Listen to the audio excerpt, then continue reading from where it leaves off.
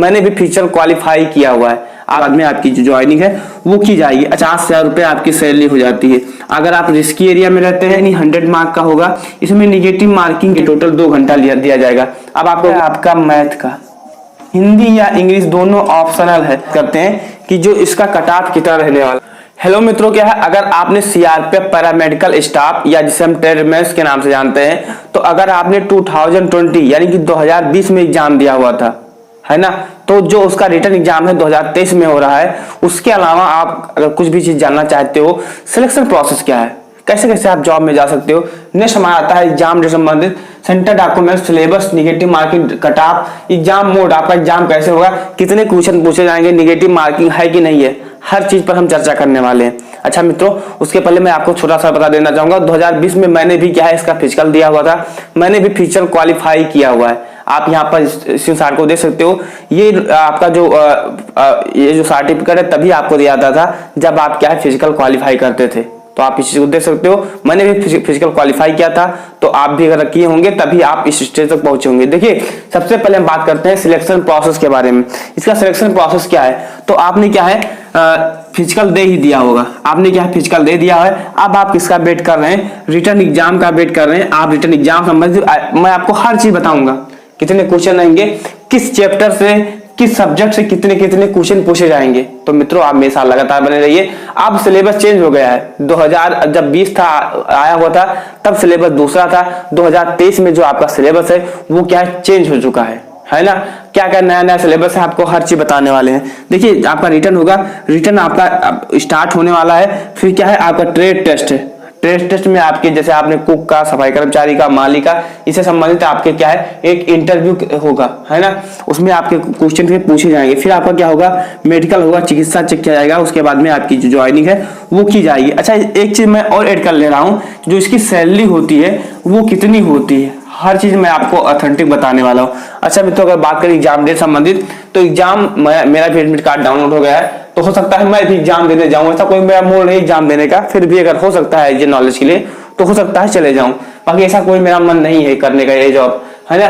फिर देखिए, तो आपका जो एग्जाम है वो कब है मित्रों, आप इसी को नोट कर लीजिए। आपका जो एग्जाम है 27 एंड 28 मार्च को है, 27 एंड 28 मार्च 2023, है ना। इस चीज को आप नोट कर लीजिए। 2 पालियों में आपका एग्जाम कंडक्ट करवाया जाएगा।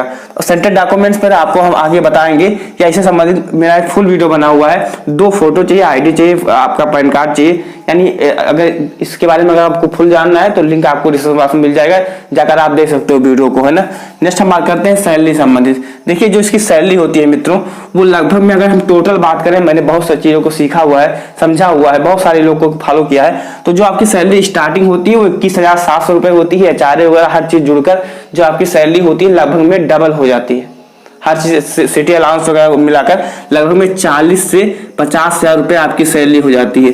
अगर आप रिस्की एरिया में रहते हैं तो आपकी सैलरी 50-52 तक होती है। अगर आप नॉर्मल एरिया में हैं जहां पर रिस्क कम है, तो वहां पर आपकी सैलरी 38 से 40,000 रुपए होती है। ऑन एवरेज आपको 45,000 रुपए मानकर चलना है। अगर आप क्या है, आपको सैलरी नहीं देखना है, आपको ये देखना है कि आप एक गवर्नमेंट जॉब में क्या है अपना एक मौका मिला है। नेक्स्ट हम बात करते हैं सिलेबस संबंधित। तो देखिए मित्रों, उसके पहले मैं आपको एक चीज और आप समझ लीजिए, कितना कितना क्वेश्चन पूछा जाएगा और ये इसमें निगेटिव मार्क्स से संबंधित। देखिए, आपका 100 क्वेश्चन पूछा जाएगा। कितना क्वेश्चन पूछा जाएगा, 100 क्वेश्चन। पिछले भी यही था, 100 क्वेश्चन पूछा जाना था। और एक क्वेश्चन होगा वो 1 नंबर का होगा, यानी 100 मार्क का होगा। इसमें निगेटिव मार्किंग क्या है, नहीं है। जी हाँ मित्रों, इसमें कोई निगेटिव मार्किंग हमारा नहीं है, निगेटिव मार्किंग नहीं है।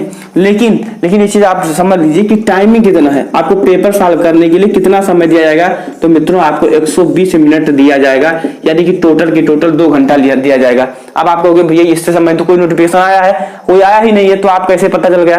तो जब आप अपना एडमिट कार्ड देखोगे तो उसमें लिखा हुआ है कि जो आपका एग्जाम होगा वो 4 से लेकर 6 बजे तक होगा, यानी कि 2 घंटा आपको समय मिलने वाला है। इससे सब चीजें क्लियर होती हैं।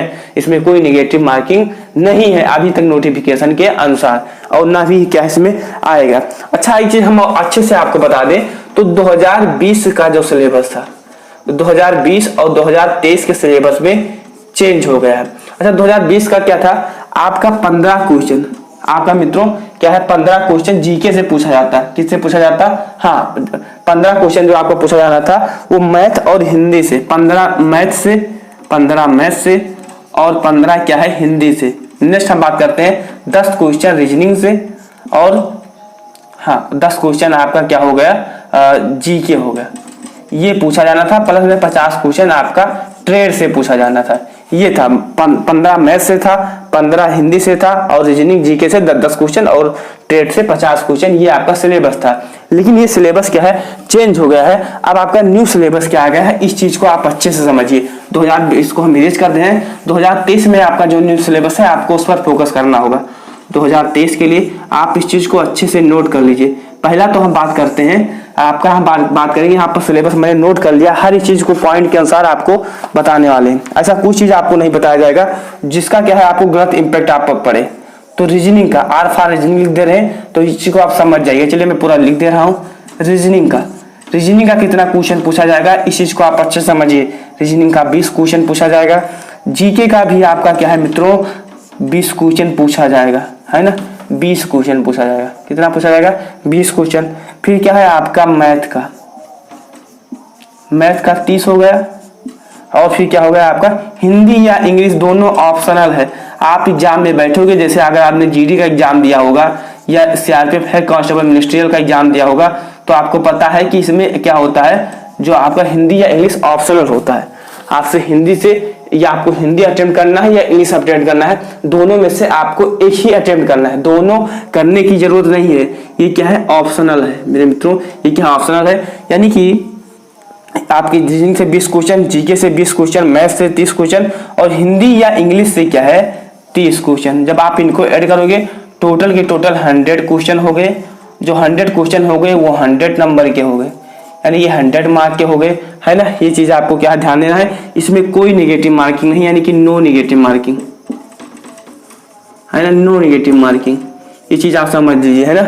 अगर हम बात करें एग्जाम मोड संबंधित, जो आपका मित्रों एग्जाम होगा वो क्या होगा ऑनलाइन होगा। वो क्या होगा ऑनलाइन होगा। ये 100% तय है, क्योंकि जब आप अपना एडमिट कार्ड पढ़ोगे तो उसमें साफ साफ लिखा है कि जो आपका एग्जाम है वो क्या होगा ऑनलाइन मोड में होगा, यानी आप कंप्यूटर बेस्ड टेस्ट होगा जिसे आप सीबीटी के नाम से जानते हैं, है ना। तो अच्छा नेक्स्ट अब बात करते हैं कि जो इसका कट ऑफ कितना रहने वाला है। देखिए कट ऑफ संबंधित आपके मन में कोई डाउट नहीं होना चाहिए, क्योंकि इसमें नेगेटिव मार्किंग नहीं है तो इसका कट ऑफ आगे भी जाएगा। लेकिन ये चीज और आपको ध्यान देना है, इसमें बहुत सारे बच्चे क्या है ना पढ़ने वाले हैं। इसमें 96%, 95% बच्चे ऐसे हैं जो क्या है प्रदेशों में रहकर कहीं ना कहीं जॉब करते हैं। उनको क्या है सिलेबस रीजनिंग जीके मैथ के बारे में कुछ पता ही नहीं है। वो क्या है फॉर्म को अप्लाई कर दिए और अच्छे खासे क्या है कमा रहे थे, पढ़ रहे थे और खा पी रहे थे, तो उन्होंने फिजिकल भी क्वालिफाई कर दिया, क्योंकि इसका जो दौड़ था वो क्या है 10 मिनट में था, 1600 मीटर। बच्चे ने क्वालिफाई कर दिया और वो क्या आ गए। लेकिन एग्जाम में क्या है उनकी छटनी हो जाएगी। जो बच्चे क्रीम होंगे, पढ़ने वाले होंगे, वो निकल कर ऊपर आ जाएंगे, है ना। अब नेक्स्ट वीडियो में मैं आपको एक चीज बताऊंगा कि सेंटर डॉक्यूमेंट्स पर आपको क्या क्या लेकर जाना होगा। उस वीडियो को देखना है तो जाकर आपके कमेंट बॉक्स में लिंक मिल जाएगा। हालांकि मैं आपको थोड़ा सा ओवरव्यू बता दूं, एग्जाम सेंटर पर आपका आईडी ओरिजिनल आईडी होना चाहिए, उसका एक फोटोकॉपी होना चाहिए, 2 फोटो होना चाहिए, तथा जो आपका एडमिट कार्ड की 2 कॉपी चाहिए वो भी कलर वाली चाहिए, है ना, तभी आपको एंट्री मिल पाएगी। नेक्स्ट वीडियो हमारा आ रहा है, उसमें मैं आपको हर जानकारी देने वाला हूं। तथा मित्रों अभी भी अगर आपके मन में कोई भी संशय, कोई भी डाउट है तो आप हमें बेहिचक कमेंट कर सकते हो। कमेंट के माध्यम से आपका डाउट क्लियर किया जाएगा। कट ऑफ संबंधित आपको परेशान होने की बात नहीं है, लेकिन ये मान कर चलिए कम से कम 60 से लेकर 70 कट ऑफ रहेगा। अगर हम जनरल ओबीसी का बात करें 60 से 70 कम से कम रहने वाला है, तभी एक क्या सेफ स्कोर हो सकता है ना। जनरल के लिए 70 और ओबीसी के लिए 60 है। SC ST से 10-5 नंबर आप कम कर सकते हो, लेकिन बहुत ज्यादा अंतर देखने के लिए नहीं मिलेंगे। तो चलिए मित्रों, कोई संशय कोई भी डाउट है तो आप हमें कमेंट करिए। और ये जो आपका सिलेबस है ये 100% क्या है सही है। क्यों सही है? क्योंकि जो आपका ट्रेड रिलेटेड 50 क्वेश्चन पूछा जाता था, 50 क्वेश्चन ट्रेड रिलेटेड, वो क्या है इस बार हटा दिया गया है, क्योंकि न्यू वैकेंसी आई है, उसमें भी ट्रेड रिलेटेड कोई क्वेश्चन नहीं पूछे जाएंगे।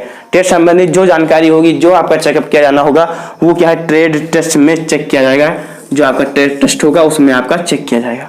तो चलिए मित्रों, आई होप की जानकारी आपको पसंद आई होगी। फिर भी अगर आपके मन में कोई भी संशय, कोई भी डाउट है तो आप हमें कमेंट कर सकते हो। टेलीग्राम चैनल आप हमारा ज्वाइन कर सकते हो। वहां पर अगर आप कोई चीज मुझसे पूछना चाहते हो, समझना चाहते हो, तो आप हमें डायरेक्ट कॉल या मैसेज कर सकते हो। तो जाकर आप चैनल को सब्सक्राइब कीजिए, यूट्यूब चैनल को ज्वाइन करिए, सब्सक्राइब करिए तथा इस वीडियो को ज्यादा से ज्यादा शेयर कीजिएगा। Thanks for watching. this video.